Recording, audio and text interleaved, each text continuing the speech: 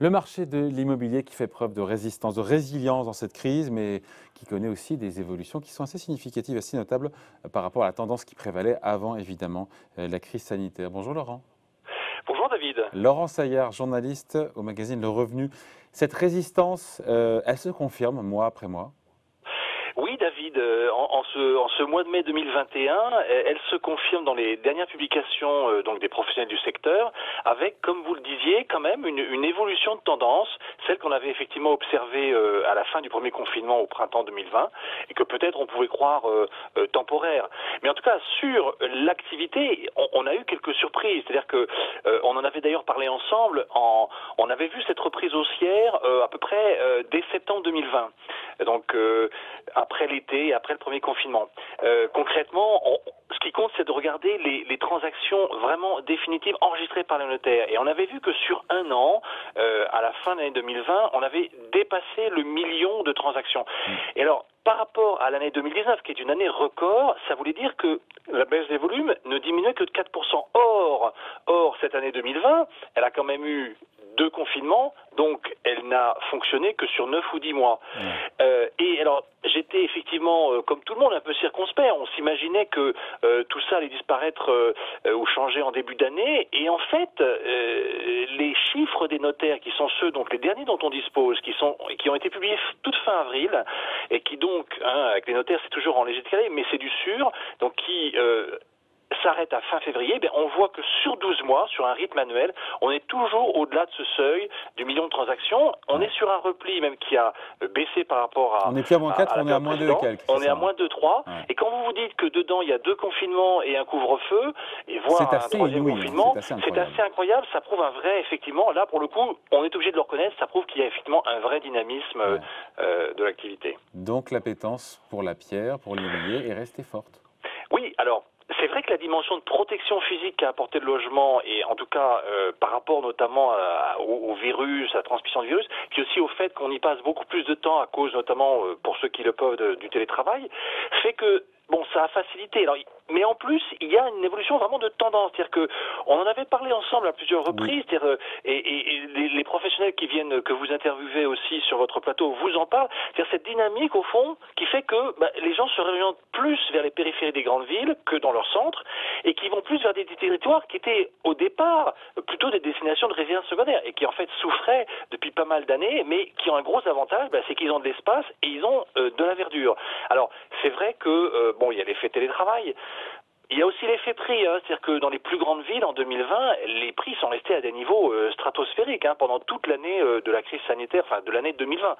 Alors c'est vrai que là on a vu des mutations, des mouvements, et il y avait une préférence marquée qu'on voit en fait dans les constats des notaires, c'est que ceux qui ont fait le pas, ils sont allés à moins de 2 heures de la grande agglomération dans laquelle ils travaillent, donc surtout pour Paris. Pour prendre un exemple, par exemple en Île-de-France, les Franciliens, ils ont contribué à dynamiser ces transactions et le prix des maisons en grande couronne. Par exemple, si vous prenez l'Île-de-France en grande couronne, mais vous avez au-delà, si vous allez dans le Perche, en Normandie, en Bourgogne, en Eure-et-Loire, à des villes qui sont à 1 heure de train, voire un peu moins s'il y a un TGV, par exemple comme Vendôme, et bien en fait, les prix ont monté, par exemple, à Caen, en un an, les prix ont quand même gagné 10%.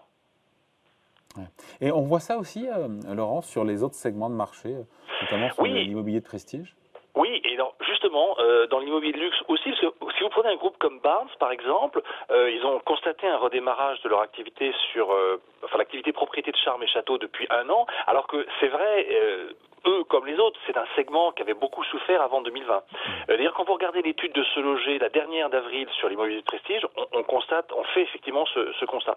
Donc en fait, en plus, en périphérie des grandes villes, c'est vrai que les biens les plus spacieux, qui ont un espace extérieur, un balcon, une terrasse, un jardin, ils sont beaucoup plus recherchés qu'avant les confinements. Et là, on voit des prix qui progressent parfois plus vite que dans les centres-villes.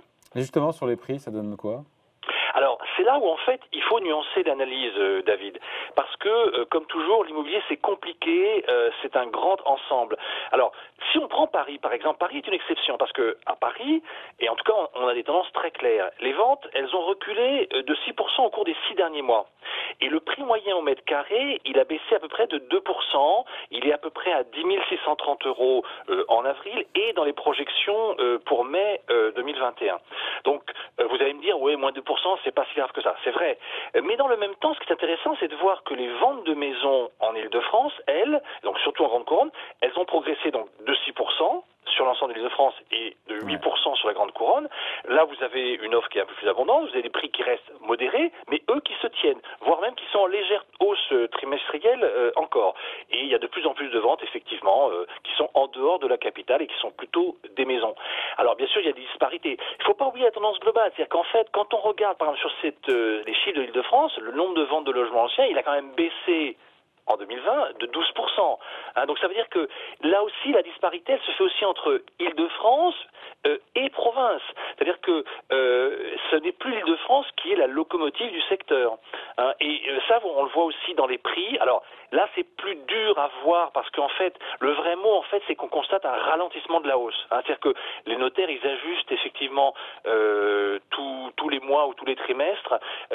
Et donc, on voit que la hausse diminue. Mais en fait, comme on raisonne sur 12 mois, on est toujours dans des hausses.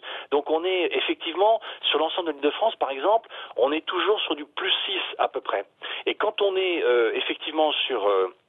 En revanche, sur Paris Intramuros, là, on est effectivement sur le moins 2 dont on parlait à l'instant sur 6 mois. Néanmoins, les notaires eux-mêmes estiment, enfin c'est difficile de faire des prévisions, mais ils pensent ils voient arriver un atterrissage en douceur des prix dans les prochains mois, aussi en petite et en grande couronne. Donc soit ce sera de la stabilisation, soit ça va un petit peu baisser.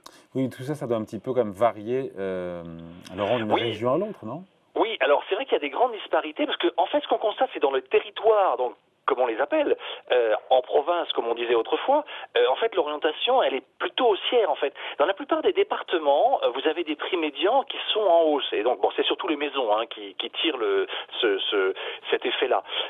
Et vous avez aussi dans certaines grandes villes, on voit effectivement, alors par exemple, si vous regardez Montpellier, Marseille ou Pau, par exemple, vous avez des hausses qui vont de 6 à 9%.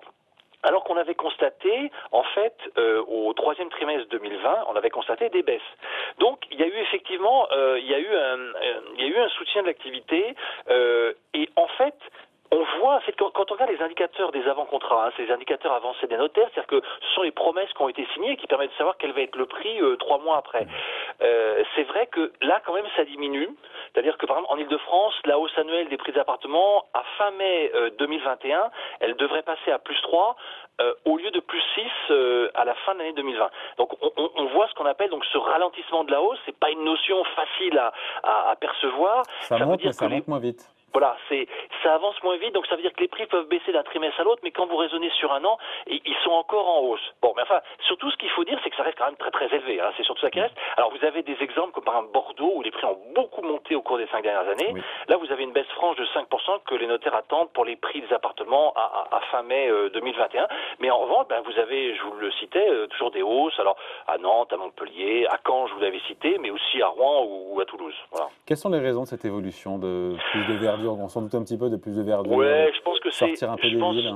Oui, c'est ça. Je pense que c'est quand même vraiment l'envie de verdure, l'envie d'espace qui pourrait justifier donc ces déplacements. Alors il y a un autre effet aussi, c'est que en fait vous avez cette notion de résidence secondaire qui évolue. On parle maintenant un peu d'une seconde résidence principale ou d'une semi-résidence principale, c'est-à-dire que effectivement, quand on voit les hausses de certains prix dans les grandes agglomérations, y compris en pleine pandémie en 2020, avec cet effet de valeur refuge de la pierre, ça a donné envie d'aller voir ailleurs, d'aller avoir plus de place, ou d'utiliser une résidence secondaire pour se partager entre les deux. Bon, c'est clair aussi que les taux d'intérêt qui restent très très bas sont aussi aussi un facteur de soutien, c'est clair, mais enfin, ça va atteindre ses limites parce que forcément, les conditions de crédit vont finir par se resserrer.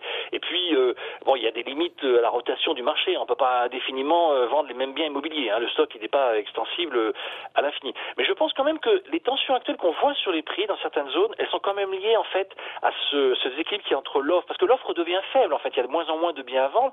Par contre, vous avez une demande qui est toujours significative. Par exemple, en Île-de-France, sur la Grande Couronne, vous avez beaucoup de jeunes ménages qui veulent s'agrandir, qui veulent changer de cadre de vie et qui sont prêts à y mettre les moyens ou à emprunter.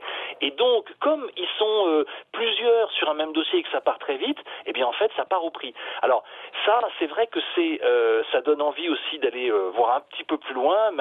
Si avec le télétravail on a moins de contraintes de transport et vous avez des prix notamment à Paris qui restent donc quand même, ou à Lyon qui restent très très élevés, ça peut donner envie d'aller voir aussi dans des villes comme Angers ou Caen. Et du coup à Angers ou à Caen, quand vous regardez au premier semestre 2021, vous êtes toujours sur une forte dynamique haussière. Bon, on a dit beaucoup de choses là, Laurent. Qu'est-ce qu'on conclut? On dit quoi en guise de conclusion? Mais moi je pense que, David, que le scénario le plus probable sur l'immobilier, notamment donc l'évolution des prix, c'est qu'on va garder ces tensions très contradictoires. Moi je pense que ça va plutôt favoriser quand même une très légère baisse des prix, c'est-à-dire que la demande reste un tout petit peu supérieure à l'offre, donc ça c'est pour ça que les prix restent élevés, mais le stock d'offres se raréfie, tout le monde va pas pouvoir décider de vendre son bien. Normalement la crise économique, elle devrait faire baisser ses prix, elle devrait continuer à les faire baisser. On va avoir l'impact économique et social dans les mois qui viennent. Mais au même moment, on sait qu'on va avoir une forte reprise quand on aura dépassé le stade de la vaccination et d'une possible immunité collective. Donc là, à ce moment-là, en plus, les investisseurs vont revenir. Donc ce qui fait que je pense qu'à ce moment-là, il y aura un effet contraire de balancier. Au moment où, au fond, où ça devrait baisser, c'est là que ça pourrait repartir. Parce que va y avoir à nouveau un appétit d'une autre forme pour l'immobilier en ayant plus donc ça baisse jamais, l'avenir. C'est ça. Et notamment à Paris, notamment à Paris qui baisse, Paris baisse, mais je pense que la baisse constatée, elle cessera dès que le tourisme international va redevenir possible dans la capitale, par exemple. On n'y est pas encore. Qu'est-ce qu'on lit sinon cette semaine, ce week-end tranquillement dans le Revenu? Alors David, on reparle bien entendu du projet de mariage entre TF1 et M6, qui est la grande nouvelle du début de cette semaine boursière. On commente aussi un petit peu, comme vous l'avez fait, le retour de l'inflation aux États-Unis. Qu'est-ce qu'il faut comprendre de ce 4%, plus de 4% d'inflation en avril outre-Atlantique? Est-ce qu'il faut s'en inquiéter ou pas?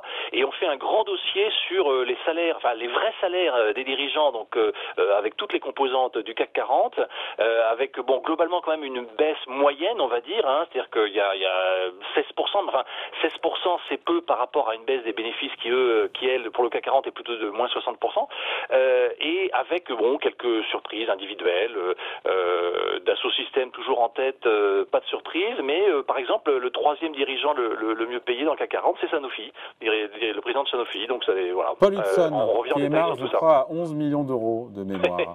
Voilà, tout à fait. Ça laisse de la marge. Bon, merci beaucoup en tout cas. Voilà. Laurent Saillard, journaliste au magazine Le Revenu. Bon week-end.